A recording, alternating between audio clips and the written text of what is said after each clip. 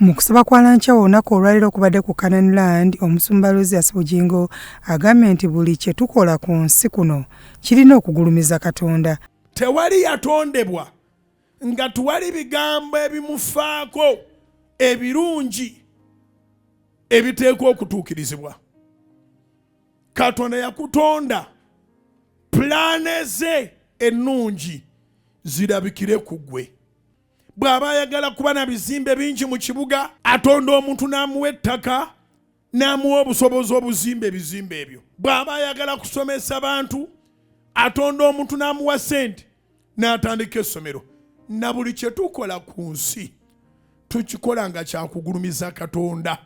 Omusumba ategeezezza nti tulina okweyisa obulungi ku nsi kubanga tewali agenda kulemerako, byonna tuli baakubireka.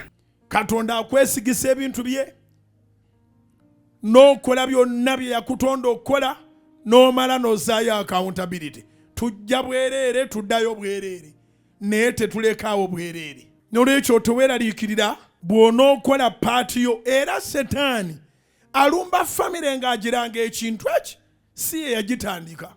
Ebya Setaani bye yatandika bye bino bisiyaga. Tewali agenda kulemera wano, kyova toteekwa kweyisa bubi kubanga wano oli mugenyi. Ategeezezza nti tetuli ffekka mu bulamu, tulina Katonda, y'ensonga lwaki tulina okumuyita buli kaseera omulabe aleme kufuna waatuyita. So njagala nkuzeemu amaanyi nti toli wekka, naye muyite nnyo omulaba abulweko waayimirira. Munoonye nnyo akulemesa abulweko waatandikira. Tokolanga ng'ogayaala. Kisoboka okuweza emyaka emingi nga togasizza, nga n'ekireeta ekyo bugayaavu. Ng'asinziira mu kitabo ekitukuvu ekya Yeremiya, omusumba agambye nti Katonda asobola okulaga by'otalabangako n'amaaso go. Agamba nti mpita, nange naakuyitaba, n'enkolesa ebikulu n'ebizibu by'otomanyi. Nnyoko bw'aba mulogo bw'omunyiiza akuloga. Kitaawo bw'aba mulogo bw'omunyiiza akuloga. Ng'asabira abaana agambye nti n'abazadde nabo balina okunoonya ekyasiba obulamu bwabwe bakiweeyo mu maaso ga Katonda. Bassebo ne bannyabo, wiiki eno yakusabira baana nga baddayo mu masomero. Era ng'enkola ya House of Prayer tuteekwa okusabira abaana nga baddayo bayite bagende mu kibiina ekiddako.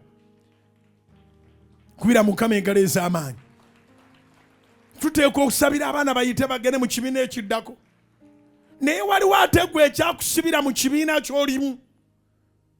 Eno ensi madaala, tobuusa kigambo ekyo birowoozo byo. Eno ensi madaala, naye gwe n'olemera kulisooka buli mwaka.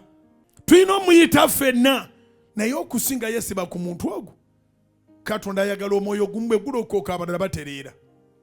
Okusaba kuno okwa Lancha kubeeramu n'okusiiga amafuta. Byatumwebaze Godfrey akuyita mu kusaba kwa Independence Night ng'ennaku z'omwezi 26 Septemba mu kisaawe Kololo.